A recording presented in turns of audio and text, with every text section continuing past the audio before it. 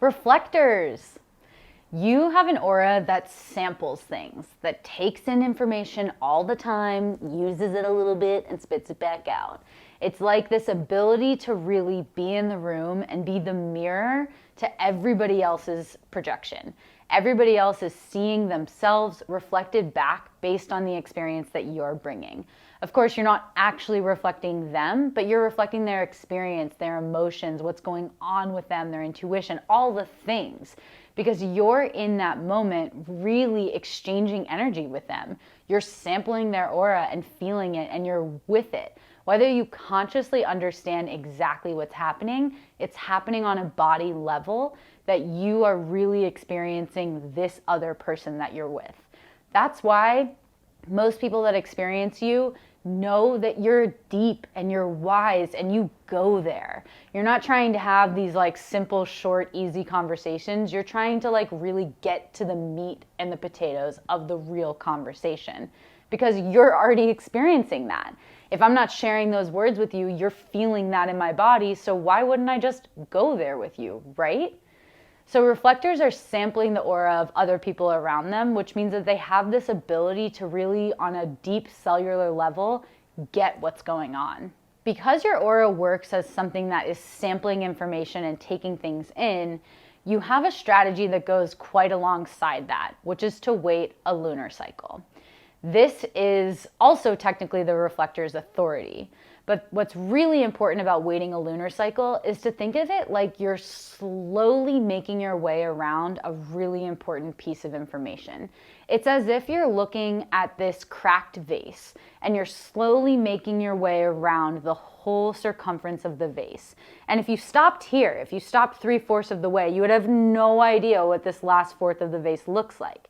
So you need to keep going, keep sampling until you've made your way all the way around, you know what it looks like holistically, and you're ready to make a choice. That's what it means to wait a lunar cycle. It's not about like just forcing yourself to set a timer and be like, yeah, it's been 28 days. It's really about giving yourself the time to get all the information, to experience all the things that you need in order to feel really informed going into whatever you're choosing next. Conditioning for a reflector can show up in a lot of different ways simply because you have a completely open body graph.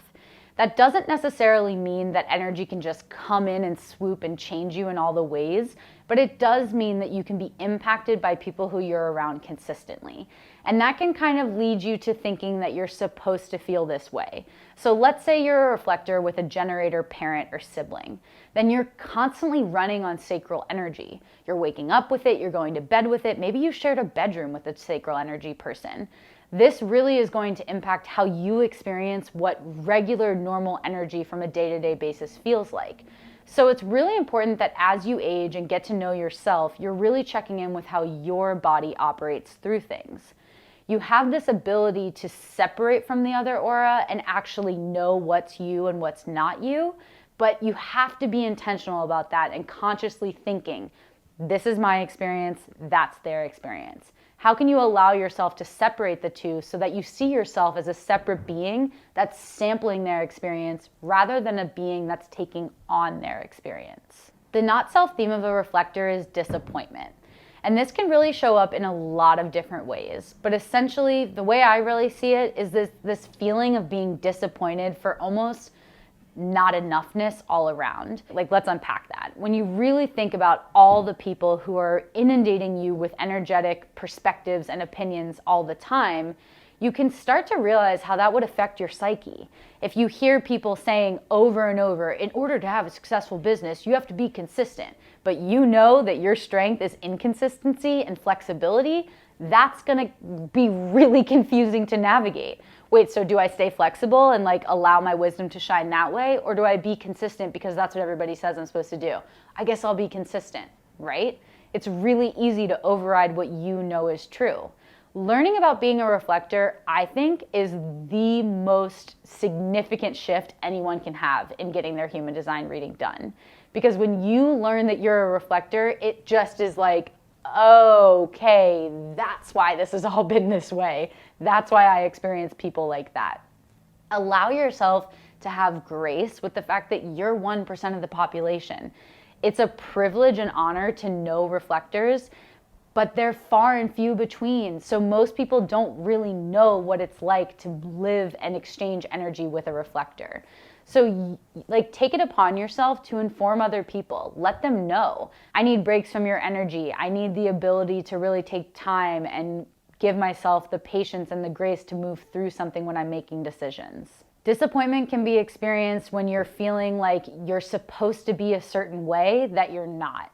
And that can really show up when you've been conditioned by any other energetics to work really hard or to be consistent or to power and push through any sort of energetic that's coming through other people that might be true for them.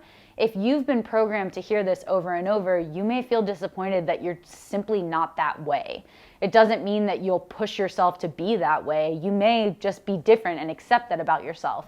Or you also may push yourself and force yourself to do things that don't feel correct for you. When you feel disappointment, it's really just guiding you to come back into your body and consider what is true for you in that moment.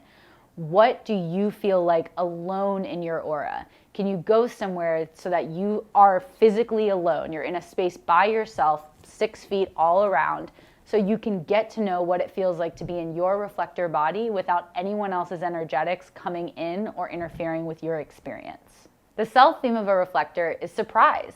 It's like these little exciting moments that just take you for a spin that you weren't expecting.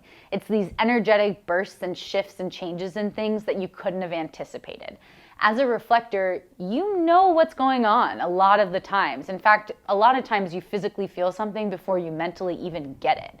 So you have this experience of kind of being able to anticipate things. So when someone surprises you, it's so much fun. It's literally a delight because it just brings you this energetic you weren't expecting. It's something that's shifting and changing your experience in a really fun way. So how can you add surprise into your day-to-day life?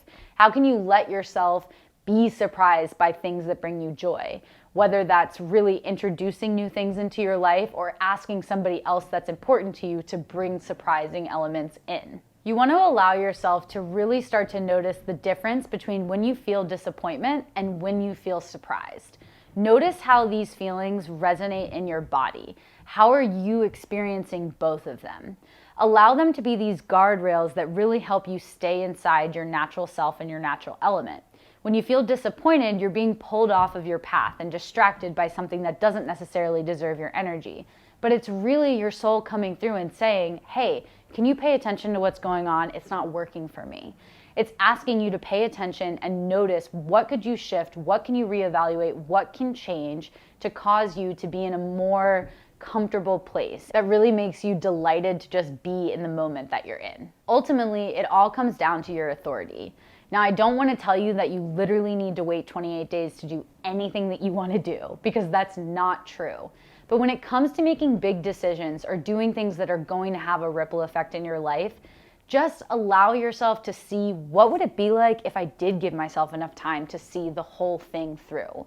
What would it be like if I had an idea and I let myself contemplate and sit with that idea for a full 28 days so that I could see what it looks like on every side? And then I could move from a place of knowing that I've given myself the time to contemplate on it and I feel clear and it's worth putting my energy into it. Just by knowing that giving yourself that time and space is going to affirm for you that you know you want to do it, that should lighten the load of feeling like you have to wait. There's intention around that waiting. It really is going to help you feel confident and clear on whatever choice you're making.